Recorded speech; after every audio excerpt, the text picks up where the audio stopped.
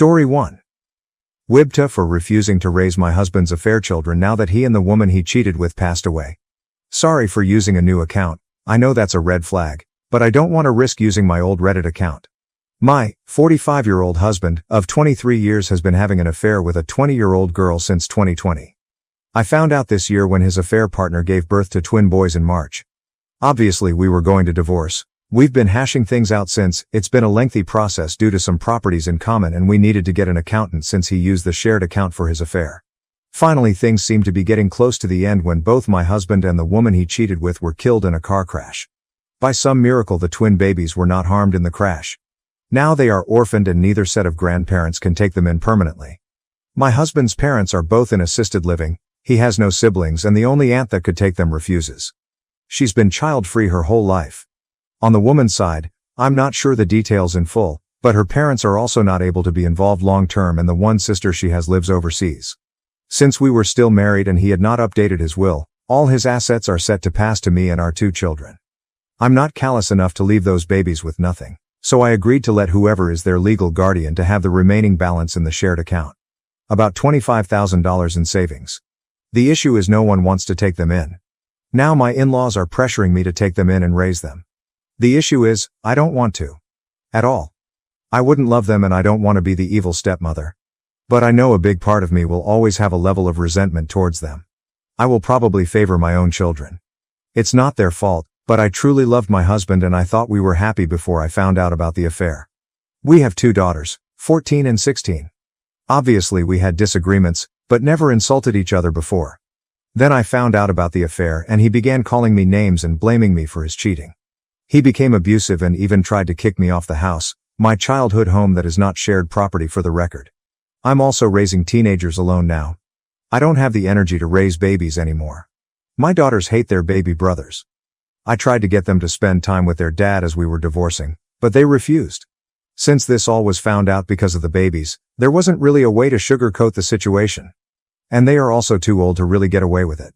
Most of my friends agree it's not my place to care for those children, but my in-laws, the affair woman's parents and my mother want me to raise them. I know my mom is just having grandkids fever, but it hurts to not have her support. I have to make a decision by next week or the boys will be going into foster care.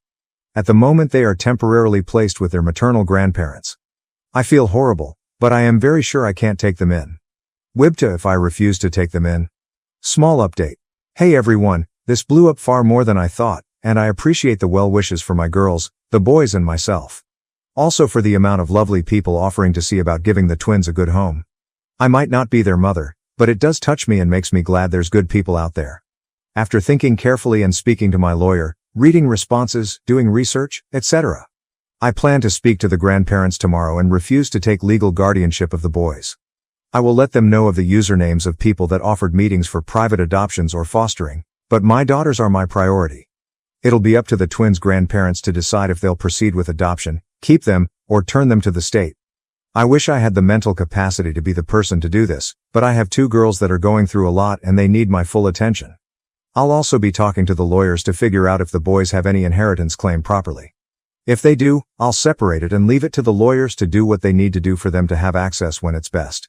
If they don't, I'll find a way to ensure they have access to the $25,000 I was going to give them since the beginning. I won't do more, however. My moral compass might be biased, but I don't believe I'm obligated neither morally nor legally to do more than what the word of law says. I can't help everyone and I shouldn't have to. I have 2 girls that lost their father, 2 girls that need therapy, 2 girls just about to get to college. They've gone through enough without seeing their mother favor the children of their father's mistress. Second update. Hey everyone, so as I said 2 nights ago, I went yesterday to speak to the twins' grandparents. I explained my position and refused to take guardianship of the boys. My mother-in-law almost slapped me when I said that, but thankfully this was all done in a public place and my father-in-law stopped her. The maternal grandparents kept pleading for me to raise them since they didn't want to lose them. I kept saying no, and when they called me selfish, I lost it. I told them to their face the only selfish people in this mess were them and their son and daughter. Their son, my husband, for cheating and then making the divorce hell on me and my girls. Their daughter because she was a prostitute that went after a married man twice her age. I told them if I heard from them again, I would request a cease and desist. I also informed my parents-in-law that they won't have access to my daughters for the foreseeable future. I'll explain why in a bit. We were at a restaurant, but I didn't stay for the meal. I also sent an email to my lawyer so he can ensure CPS and any agency involved in the welfare of the twins is aware I'm not going to be their guardian or be involved. Then I sent an email to my in-laws with all the usernames and websites from people here in Reddit that have offered to do interviews for the twins' adoption. I won't be involved beyond this point, so please, as lovely as it is, I can't help you if you're interested in the boys. Yesterday was the end of my involvement. As for why my in-laws won't see my girls, I spoke to my daughters and decided to find out more about their thoughts before I went to meet the grandparents. My youngest refused to speak to me, which I found very out of place for her. My eldest then asks for just the two of us to speak. That's when she explained that my in-laws had been going on about how the girls need to get ready to go to public school instead of their private school and to get jobs right out of high school since I will have to provide the twins with private schooling and college money. Apparently they also were told to start moving their stuff to share a room. My girls have separate rooms, since the twins need more space. This was not known to me. Mostly because that would never happen. Apparently my in-laws have been basically bullying the girls because the babies take priority. Yeah, that's not happening. I told the girls that their grandparents have no say in where they go to school, their college funds, or how the rooms are set in our house.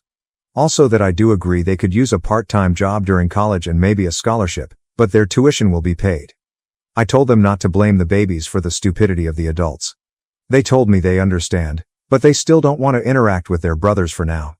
That for now part gives me hope they'll get through things. For now we're going to do some changes in the house. The girls and I both don't like there's still an office space that my husband used. We're going to make it into a gaming room for all of us. I plan to take down some pictures that have my husband in them and put them in albums for the girls. We just want to make the house more ours. As for people wondering why my girls wanted nothing to do with their father, my daughters were the ones that discovered the affair and told me when my husband took them to meet the twins at the hospital. He had asked them to keep it a secret, but my girls told me. After that, my husband began treating them horribly too.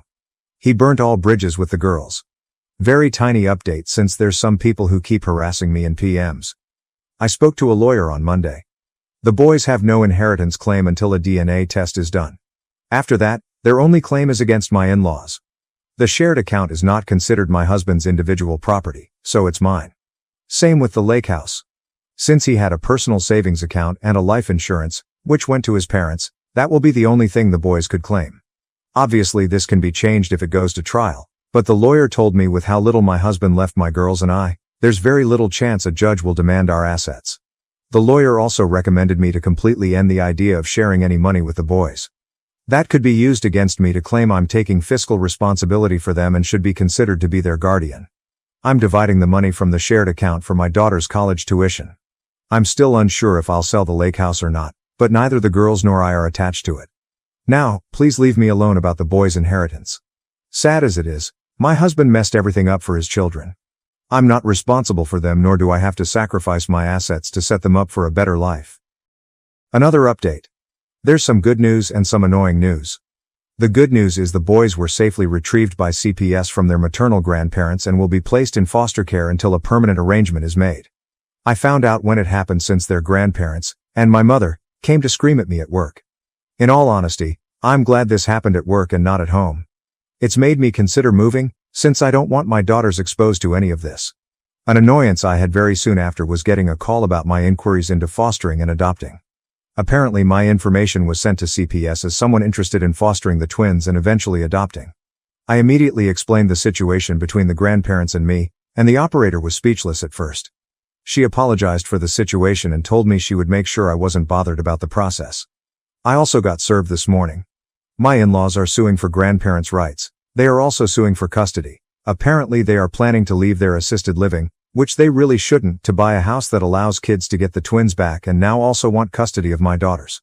My personal lawyer immediately gave me some instructions I won't share to safeguard myself and my daughters from some risks during a possible custody battle.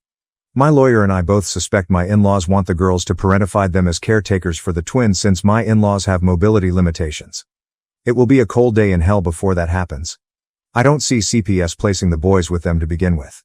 Not all is bad news. I'm starting therapy next week and my eldest daughter is once again speaking about the colleges she wants to go to.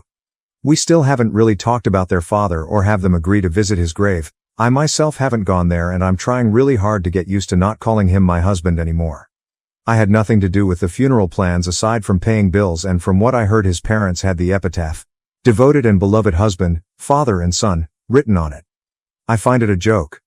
I know it's bad to hold on so much anger and resentment, but as soon as I have time, I plan to change his tombstone to remove husband and father. It might sound petty, but I refuse to speak well of a cheater and abuser just because he's dead. My daughters deserved better, and so did I. And for anyone complaining about me changing the tombstone, I paid for everything at the end.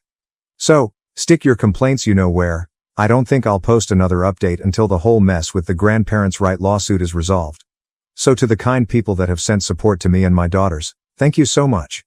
Maybe I'll have good news in the future, but for now I'm going back to my old Reddit account. Small disclaimer, to the person that PM'd that I will regret not adopting the twins, I don't regret it one bit. Please either post a public message or leave me alone. I don't deal with cowards that use PMS to avoid being judged. Story 2. AITA for exposing my wife's cheating and not wanting to do anything with a child that isn't mine.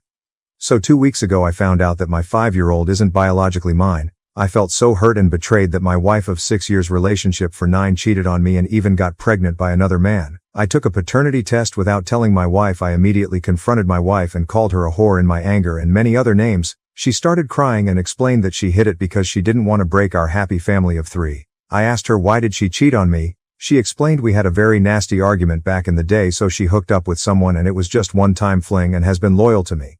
She said she had doubts that I wouldn't be the father, but she never took paternity.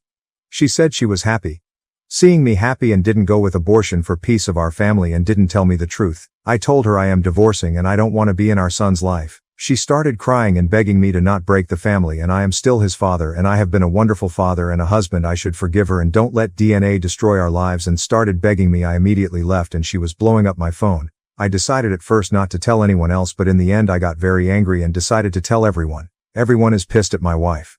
Her parents said they want nothing to do with their daughter and cut contact. My sister furiously called my soon-to-be ex and cursed her out. Her brother and sister on the other hand said I have humiliated my soon-to-be ex and shouldn't have told everyone and should have kept in between us.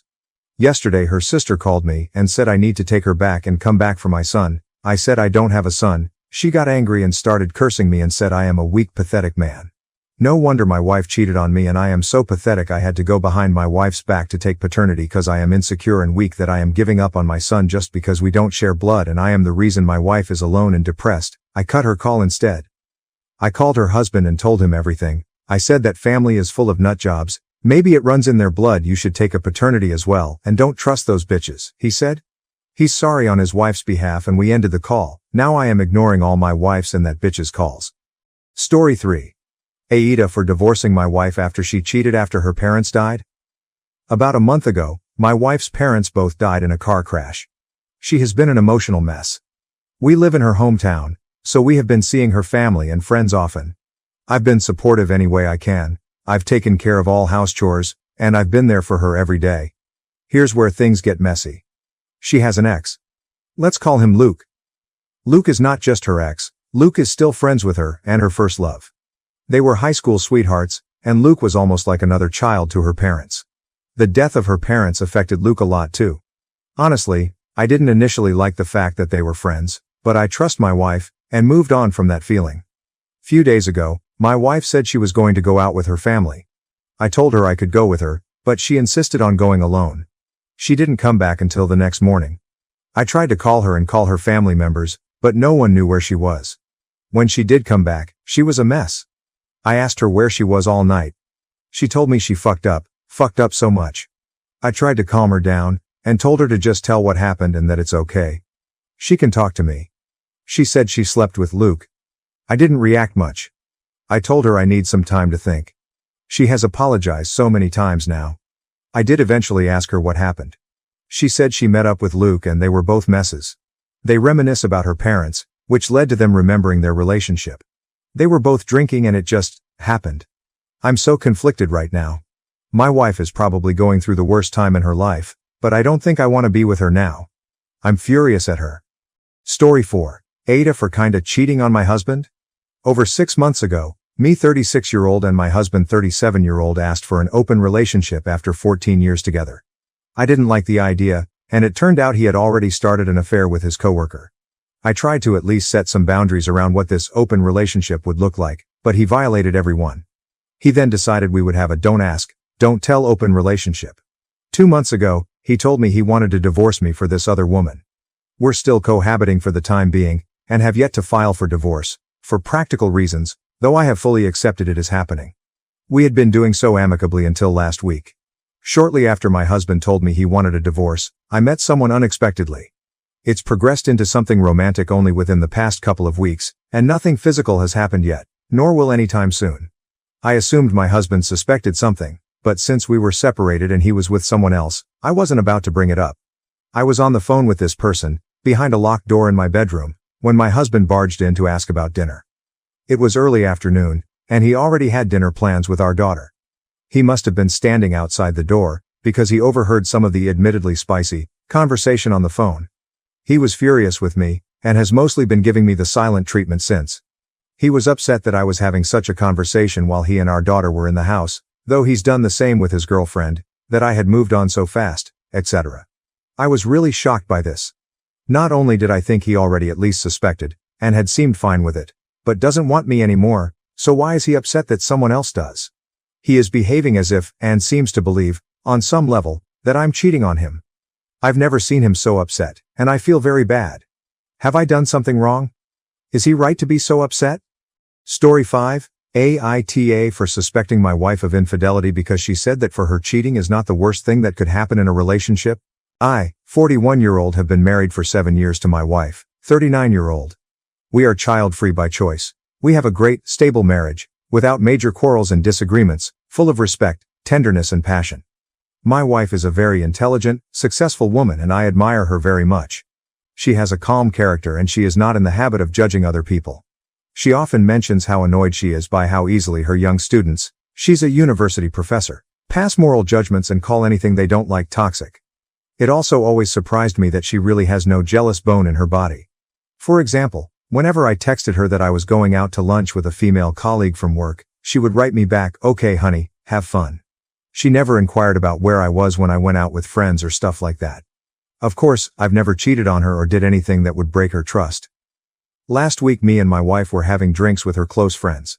The subject of infidelity came up. I think it started when some friend said that her sister just found out that her husband cheated on her.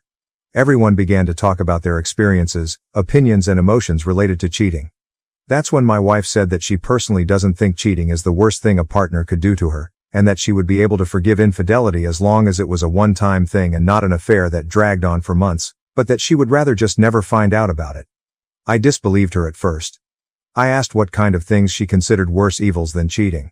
She said that she doesn't consider infidelity to be evil at all, just a hurtful decision based on a character flaw, and that in general she doesn't consider many things evil. She said that personally it would be harder for her to forgive abuse, humiliation, or lack of support from a partner in a situation where she really needed it. I relate this conversation in detail, because it was the cause of everything that happened afterwards. I couldn't understand my wife's perspective, and I thought from the beginning that something like this could only be said by someone who has cheated themselves or was currently cheating, and wanted to rid themselves of guilt. I told her that I now find it hard to believe that she is faithful to me. I asked her if she cheated on me, she wouldn't tell me about it either, because she herself would rather not find out. She said the question made no sense, because she would never cheat on me. That she was only talking about her own opinion and knows that my opinion is different and that I consider infidelity a deal breaker. I said I can't believe her. She said that she would never again reveal any of her opinions to me on any serious topic if my reaction is to accuse her. She started crying and immediately went to the bathroom to calm herself down. I wanted to go after her, but her friend stopped me and told me to give her some time to be alone and cry it out.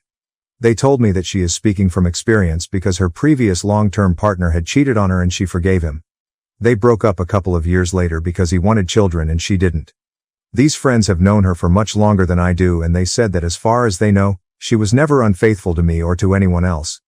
When my wife came back, I apologized to her and she accepted. The rest of the evening went on as normal. We returned home and went to bed, but I couldn't fall asleep. All the time I had doubts. I could not stop thinking about what my wife said and about our whole relationship in general. What if the reason she is never jealous is that she herself has been cheating for years, only she doesn't care because she doesn't consider it evil? It's like that thought became stuck in my head and I couldn't get it out. I reached for my wife's phone, it's not password protected, and started looking for potential lovers, scrolling through her messages and emails.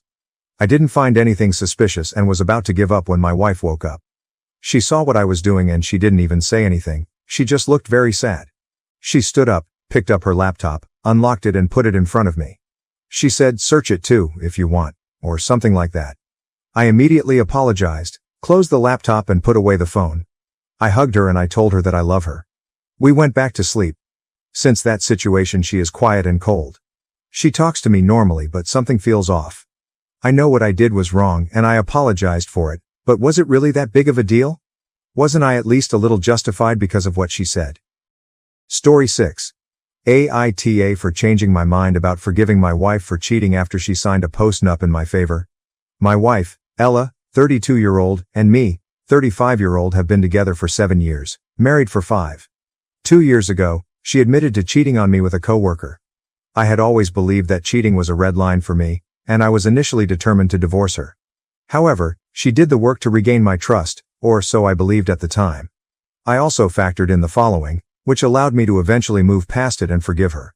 1. She confessed to me voluntarily. She wasn't found out and forced to tell me. 2. It was one time at a housewarming party with the coworker. I remember that night. She didn't return home until 4 a.m., and I sent her several texts checking in to see if she was okay and if she needed me to pick her up. She normally doesn't like to drink but occasionally succumbs to peer pressure, so I was worried she might have been too drunk to drive. 3. She quit her job after confessing to me. This was her own choice to prove that she was prepared to hold herself to better boundaries. I actually discouraged her at the time because I was set on divorcing her and was concerned that her lack of a job would mean I would need to pay higher alimony if she was unemployed. 4. When I was 19 years old, I also cheated on my then girlfriend, not Ella, via a drunken kiss. Obviously, it wasn't as bad as what Ella did, which was full-on intercourse, but part of me felt like a hypocrite for not being able to forgive Ella, because my college girlfriend had forgiven me.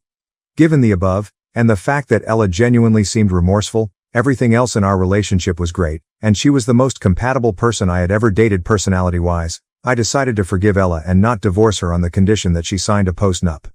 She enthusiastically agreed. The post-nup isn't overly harsh, in my opinion.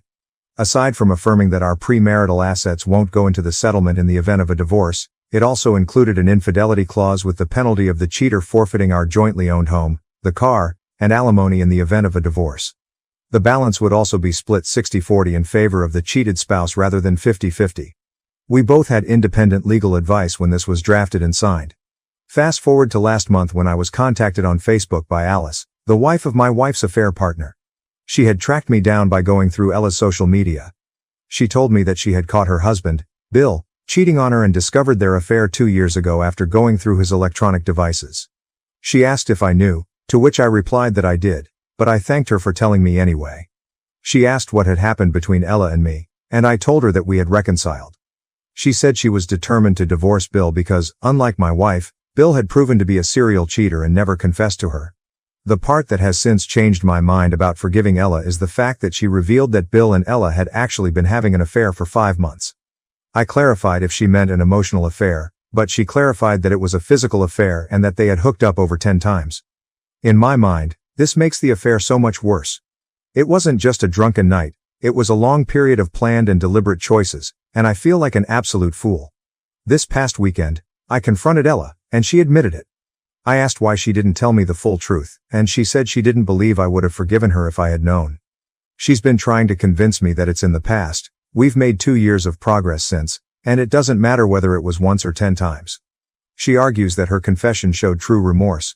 But my current thought is that the omission shows that even in her confession, her main concern was protecting herself rather than respecting me as a spouse by giving me the agency to make a fully informed choice, not that different from never telling me in the first place. I am now strongly considering divorce again and relying on the prenup for a more favorable divorce settlement. Story 7. I ruined my husband's Thanksgiving. Okay, I know I might sound like a lunatic here, but after what my, now ex-husband Jake pulled, I think I was justified. Buckle up, because this Thanksgiving wasn't about gratitude. It was about revenge. So, Jake and I had been married for 6 years, and I thought things were fine. But 2 weeks before Thanksgiving, I found out he'd been screwing Megan, his coworker, a wannabe Instagram model with the personality of soggy bread. How did I find out? She left her lipstick in his jacket pocket. When I asked about it, Jake stammered something about a group Halloween party. Spoiler alert. They weren't playing dress up, unless sleazy side piece counts as a costume. I did my homework. Dug through his phone when he fell asleep early, and bingo. Texts, photos, even videos. Not only was he cheating, but he had been bragging about it to his friends. Stuff like, she's hotter than Sarah, and finally found someone who doesn't nag me. Oh, but it gets worse. He invited her to our Thanksgiving dinner because she doesn't have family nearby. Instead of kicking him out right then, I smiled, kissed his lying face and said, "Of course, babe. The more, the merrier." Thanksgiving was my Super Bowl now, and I was going all out. I prepped every dish with care, but I had a few secret ingredients to add some spice. Megan was all smiles when she showed up with her dollar store wine, acting like she wasn't sleeping with my husband. I played nice, complimented her dress, which screamed clearance rack, and made sure she got a front row seat to the drama. When everyone sat down for dinner, I kicked things off with a toast. I just want to say how thankful I am for family, for friends, and for clarity. You see, I've recently learned so much about myself and the people I thought I could trust. Jake, Megan. I locked eyes with them. This is really your moment. Cue the awkward silence. Then, I pulled out my laptop connected to the TV. Oh yes, I made a PowerPoint. With screenshots of their texts, photos of them sneaking around, and a particularly spicy video of Megan doing, well, let's just say something that made Jake's mom scream, "Oh my God!" The table exploded. Jake was yelling, Megan was crying, his parents were mortified, and my mom just sat there sipping her wine like she was watching her favorite soap opera. But I wasn't done. "Oh, and Megan," I said, cutting through the chaos. "I wanted to make sure you felt special today. So, I made you something." I went to the kitchen and came back with a casserole dish. Everyone watched as I dramatically removed the foil, revealing a pile of raw turkey guts, the kind they pull out before selling. I call this homewrecker surprise. Enjoy. Then I dumped the entire dish onto Megan's lap. The sound she made was somewhere between a shriek and a gag. She bolted from the table covered in blood and slime. Jake tried to follow her, but I stopped him. "Oh, you're not going anywhere. You see, I packed your stuff. It's in the garage. Also, I called your boss and let him know what a great team player you are. Don't worry, he'll be reviewing those videos personally." His face went pale. He didn't even try to argue, just slunk out like the pathetic loser he is. His mom started crying, his dad apologized to me, and my mom raised her glass and said, "Best Thanksgiving ever." Story 8. My kids knew about my wife's affair and helped her cover it up. Part 1. Last week while my wife, 49-year-old, was taking a shower when I saw a notification pop up on her phone and went to open it thinking it was one of our daughters, Maddie 24-year-old and Alice 26-year-old, confirming what time their girls' dinner was. Instead I saw an unsaved number saying "I can't wait to see you," and then kissing emoji. I froze for a second. I clicked on the message and saw a short thread mostly confirming dinner plans for that evening and how they missed each other and once a week just wasn't enough. I knew what I saw. 29 years of marriage down the drain. Hoping to catch her in a lie before she left the house, I texted both our daughters and asked them about girls' dinner. What happened next broke me to my core. Both girls confirmed the dinner and said they were excited. I couldn't believe it. Not proud of what came next. I turned her location sharing on with me in her phone and let her leave. I followed her to a restaurant and lo and behold neither daughter was there but instead a man I knew was her boss. I was so heartbroken. Part of me was hoping I was just a paranoid freak and my daughters would be there happy to see me. But no, just my cheating wife and her AP. I took pictures of the two of them holding hands and kissing. I know I should have waited but I couldn't help myself, I was so angry. As soon as I got in my car, I opened the group chat we had as a family, sent them all the photos and said, "Glad you're enjoying girls' dinner together." I then turned my phone off and drove to my brother's house and asked to stay the night. I woke up the next morning to over 40 texts and 20 voicemails. My wife went through the cheater's playbook of excuses. I didn't even listen to her voicemails. I was about to respond with, "I will be getting a divorce, I recommend a lawyer." But my brother stopped me. He told me to meet with a bunch of lawyers first and make sure she couldn't use them. Instead I just sent the group chat a simple message. "I am physically fine, but need time. I will come home when I'm ready." I then muted my phone. I called different lawyers that looked to be the best in town that morning for appointments. Met with all of them, and picked the one who looked ready to treat this as scorched earth as possible. Finally, after spending all day with lawyers, I looked through the messages and both my daughters were apologizing. My younger daughter, the daddy's girl of the two, was manic. She had texted me almost 50 times saying she never should have lied and hated it every time. Her boyfriend even reached out asking me to please reach out to her, that he didn't know what was going on but that she was on the verge of a panic attack. Maddie, I love you but please understand that what you've done has hurt me deeply. I need you to give me space. I sent it and within seconds got a, okay, I'm so sorry, I never should have helped, I'll never forgive myself, I love you too. I didn't respond. Alice was different. We always had a good relationship but she was a mama's girl through and through. She said she was sorry but that I shouldn't throw away a good marriage because of one mistake. This made me furious. Alice, this isn't a mistake, this is a betrayal. From my whole family. Please don't reach out again until I make first contact. She never responded but I know she showed it to me STBX because she started saying that I shouldn't take this out on Alice. I never responded. I'll never talk to her again except through lawyers. This all happened 5 days ago. I'm still at my brother's place and can't contain my feelings. I cry every morning and most of the day. I oscillate between complete debilitating sadness and all-consuming anger. Losing my wife will be hard enough but how do I ever look at my children again? How do I even begin to forgive them? Alice is supposed to get married in the fall. I've been paying for almost everything, now I'm probably not going to go. I don't even know how to move forward. I am completely destroyed. Part 2. I can't believe it's been a year since my original post. Some days it feels like it just happened yesterday and others I feel like it's always happened. My soon-to-be ex-wife Julie and I are still going through the divorce proceedings. We were forced to do a 6-month legal separation before we could start the divorce. I moved back home after a week and a half at my brother's place. I served her with the legal separation a week later to ensure I had re-established that our house was still my home location. The terms were absolute hell. We had 1 year left on the mortgage so whoever was going to stay at the house was supposed to pay the full amount for the year.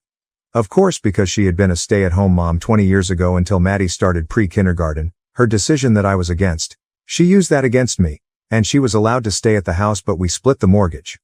I ended up moving into a 1-bedroom apartment. That's where I'm writing this now. Maddie and I made up somewhat quickly. She came to the house and refused to leave until I talked to her. She didn't throw a fit or anything, she just wouldn't leave. This went on for a couple of weeks. Her boyfriend was annoyed. He kept coming over and hated the awkwardness but she would just say in front of Julie and I that she would not return to their apartment until she and I were talking again. At the time it was really annoying. I hated being there and Julie and I were fighting over the legal separation. But I eventually unleashed some frustration onto Maddie and she told me how she found out. Apparently at an actual girls' dinner 2 weeks prior to my finding out, Julie was quite drunk and let it slip. Alice tried to stop her but couldn't. Alice and Julie begged her to keep quiet until Julie could come clean to me. Maddie was crying as she said this and told me she now realizes that her mom had no intention of ever telling me. The girls' dinner lie was the first time she had lied to me about the affair and according to her mom, she was going to break it off with the AP and then tell me that night. We were both crying and Julie came in trying to defend herself and I unleashed all of my anger. I yelled like I had never done before. Maddie even had to calm me down. She didn't just manipulate me, she straight up used at least one of our daughters. It was unforgivable. That's when I just agreed to the mortgage split to get Maddie and I out of that house. Maddie moved back in with her BF that night and I found my current apartment. Maddie decorated it for me. Alice and I, unfortunately, are not on speaking terms. After the fallout, her fiancé called me and asked what was going on. He suspected that she was cheating. I told him that I had no reason to suspect that she was cheating, but that my wife had cheated on me, and Alice knew before me. Not sure exactly what happened next but it ended in them breaking up. Alice blames me, saying I should not have told him anything. Since coming to my apartment in tears and blaming me for everything she blocked me and we haven't spoken. I was able to get some money back from vendors I had dealt with directly but I know Alice kept some of the money for herself. I still have no idea how long Alice knew of the affair and her lack of remorse likely means we will never have a relationship again. Alice and Julie are currently living together at the house. Julie is openly dating her boss now. He left and went to another firm when I caught them, scared he would lose his job. I'm embarrassed to say I am jealous. Not of the two of them, they will implode I'm sure, but jealous of not being lonely. Maddie has been encouraging me to go out and helped me set up a dating profile, so awkward. She then called me a weirdo when my first match was with a 33-year-old single mom. We have a date planned for next week, that Maddie encouraged me to go on. But I'm just not sure I'm ready to start over. Story 9. I discovered that my husband faked his own death to cover up his depravity. I need to know if I am overreacting. This situation was already crazy. I'll make it quick, but this is an unbelievable story. I, Emily 35-year-old, have been married to my husband Walt for 6 years. We have 2 kids, Paul 10-year-old and Brian 5-year-old. 11 years ago when Walt and I were engaged, he went missing during a vacation trip to Thailand. He was missing for nearly 5 years, and told us all he had been in a Cambodian prison that whole time. I found out right after he left for the trip I was pregnant with Paul. I became extremely close with his family during this time. I also met and fell in love with a man named Kevin, who I was engaged to. When Walt returned, I found myself torn between picking up where we left off and continuing with Kevin. I chose to give Walt and I a chance. We got married a week later and I was pregnant with Brian in less than a year. I thought things had been fine in our relationship. We loved each other, and despite him being a workaholic, we were mostly happy. I have never been one to indulge myself with a professional massage. I like having my shoulders or feet rubbed by Walt. It's just to me a luxury expense and I haven't ever been willing to go. Walt's been a little bit more distant lately and I have been feeling a little stressed with work. I have this coworker who has been pushing me, saying the place she goes is amazing. It doesn't matter who you get, they're all good, and so just go. I did just that. I walked in and asked if they had any availability. The guy at the desk said they did and took down some information. He said it would just be like 5 to 10 minutes. That's when I noticed the small bulletin behind the desk had 3 pictures from the security camera and a note above that said permanent ban. I did a double take and swore that the one guy looks just like Walt. I'm staring at this picture when the front desk attendant asks if something's wrong. I tell him, I think I know that guy in the picture. How do you get on a banned list? He says, oh, it's our owner's policy if anyone asks for a happy ending. I was aghast at that moment. People do that? He replied, yeah, not very often, it's rare, but it does happen, and sadly it seems to always happen to the same person. He then apologized for oversharing, and I told him not to worry about it. He said Lisa was ready for me. She was standing at the entrance of the hall. She was a maybe 5'1" and 110-pound Asian American woman. I just had a feeling this was the massage therapist that always got these creeps. We went back and I enjoyed the massage with some light small talk. Her accent was totally Midwestern. This was a woman who grew up here, and probably several generations before had as well. I found out she had worked at this particular place for 3 years.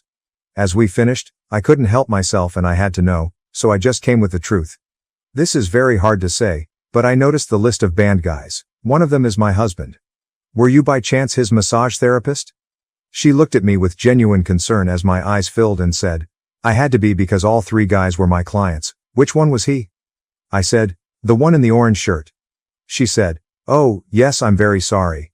I began to cry and said, no, I'm sorry. I'm so embarrassed and so sorry. I can't believe he did that to you. Did he just outright ask? She said, this is going to be hard to hear, but you need to know the truth if that's your husband. I brought him into the room same as you and left while he got ready. When I knocked he said he was ready, but when I walked in he was laying face up, fully erect and holding some amount of cash. I immediately left the room and called for Jake, our front desk guy. He escorted the man out. I wanted to throw up. I composed myself and apologized again. I ended up giving her like a $100 tip. I went straight home and began preparing to leave. Then this sudden wave of calm hit me, and I realized I needed to know how far this went. I did my best to play normal. When he finally got home from work, I just treated it like a normal night. When he went to bed I used the opportunity to go through his phone. Texts were clean, no Snapchat, WhatsApp, etc. I clicked on his Reddit. There were his 4 posts from when he came back home from his imprisonment. I had seen these before. I was about to give up when I noticed I could switch between accounts. I was disgusted by what I found. He was joined to all Asian women fetish subs and massage subs. The chats were worse. As I read through them, most were just faceless women, probably men pretending actually, that he was sexting with. But there was one that he was definitely seeing. There were details of meetups and how much he would pay. What he wanted her to wear or do. He was paying a sex worker for happy ending massages. He kept referring to her as Sok. A quick Google search told me this was a common Cambodian name, probably wasn't really her name but he was paying for the fantasy. There was another conversation on there, which as I read seemed very familiar. That's when I realized it was Hori on the other end.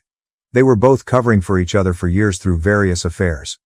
As I scrolled through their long conversation history I came across the most knife-twisting part. They had been just talking bullshit like any other time and Walt was telling him about his upcoming appointment. Jorge says, I bet you wish you could have just stayed in Cambodia, not have to do all this shit? Walt replies, Fuck yeah. But what are you gonna do? I got deported lol. Hork follows. Well, you were cheating on her too. I'm surprised she didn't turn you in the first time she caught you. Walt.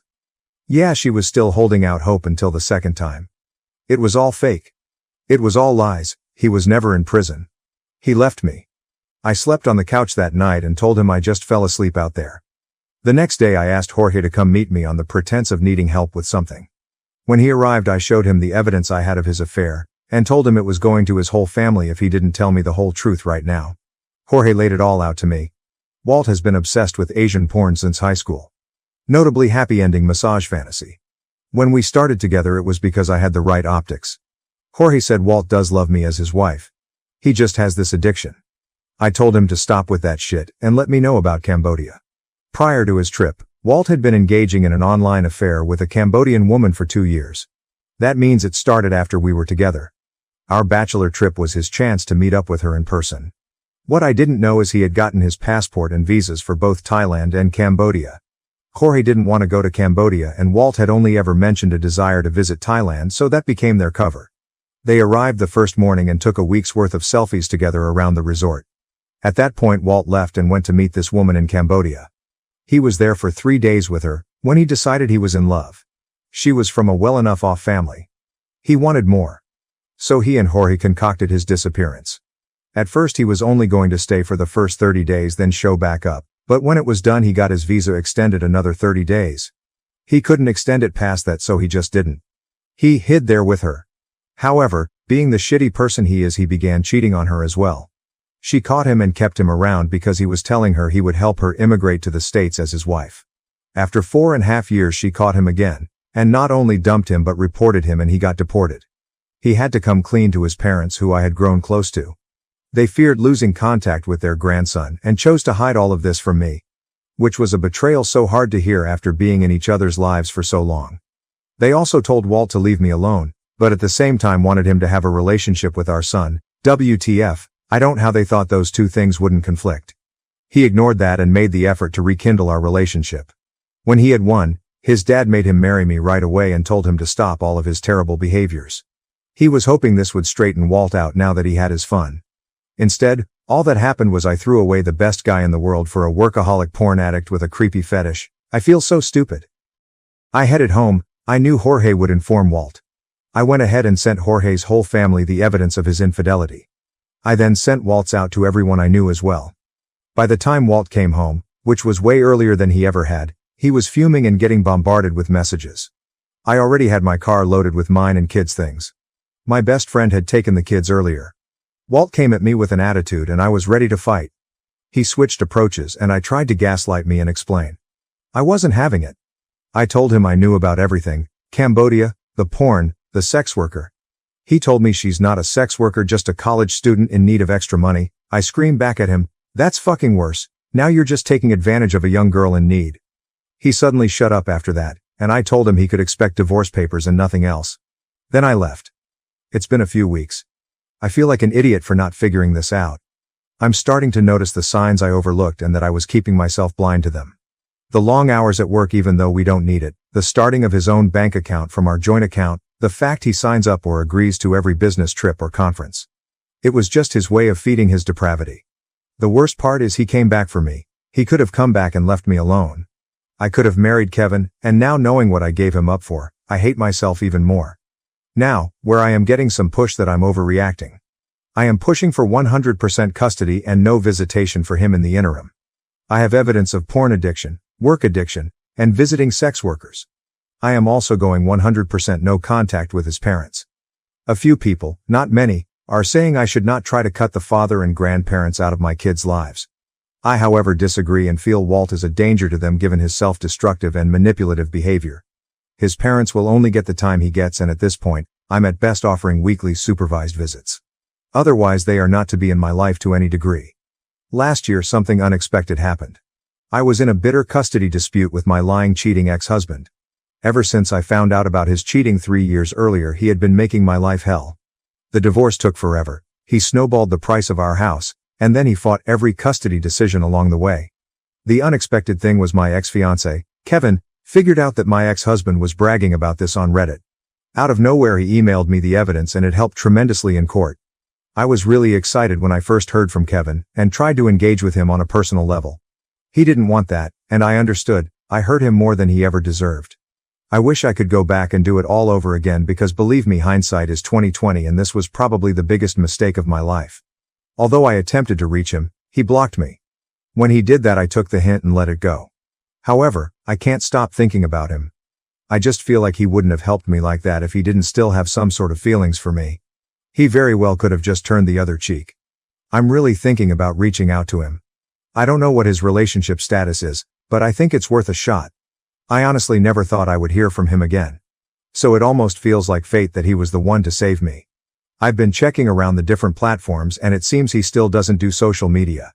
I know his email, so I'm thinking about creating a new one so I can message him. If he tells me he's married or seeing someone, I'll let this go, but at this point I feel like I need to try. I'm still kicking myself for letting him go all those years ago. He was really the most wonderful man and a great dad to my son. This has to be my chance to make things right, don't you think? Would you go for it? I think I'm going to go for it. Story 10. My partner cheated and I lost everything. I, 24-year-old, and my ex, 27-year-old, had been together for 6 years and had started dating when I was an undergrad. He moved with me to a new city for my graduate degree where we adopted 2 cats and got engaged January of 23. He had met BF20 at work and we all became close friends. We let her stay with us for a week when she needed to escape her ex and helped her move into her new place. In June, L started a massive argument right before we went on vacation and broke the news that he thought he was poly and wanted to be able to explore this, or he thought he might have to leave me at some point. I'm extremely monogamous and this made me very uncomfortable, but to save my relationship I agreed to try things out casually with B, because I'm bi and I trusted her enough to be vulnerable. My one rule was that nothing sexual should happen with her while the other wasn't there. Fast forward several weeks and he is spending a ton of time with her when I'm not around, including when I'm out of town with friends. When I got back, my anxiety that something had happened was overwhelming and I had a breakdown asking if he had cheated while I was gone. He blew up saying he was hurt and barely spoke to me for a week. One night I couldn't sleep and went through his phone, for which I had standing permission to do, and found out he had sexted her multiple times while I was in the room, which broke all my rules. I confronted him with the evidence and instead of trying to work it out he said he was moving out. This moving out process took a month. After attempting to remain friends, B blew up at me. B threatened me, told me I was a horrible person, that I was pathetic, and mocked me on social media before blocking me. L stayed living in our apartment, sleeping in my bed, and spending time with her even when I asked him not to. Finally, after a month of him abusing my generosity and emotionally, he moved out. I even helped him, even though B was there and even though I was badly injured. When I dropped by his new place a few days later with stuff he needed, she was there. He told me never to come back to his apartment and said he wanted to go no contact. I'm broken. I'm living in an apartment I can't afford with 2 cats that don't understand why their dad won't come home. I lost my best friend and the person I was planning on spending the rest of my life with, and I'm barely coping. I went on a date with a nice guy, but I'm terrified to open up to anyone because I don't feel comfortable being vulnerable, as the last 2 times went so poorly and damaged my mental health so badly. I barely eat because I can't afford groceries, but I can't move because my cats and I need to stay close to work for my graduate program. I lost a family through this, and I'm not sure how much more I can take.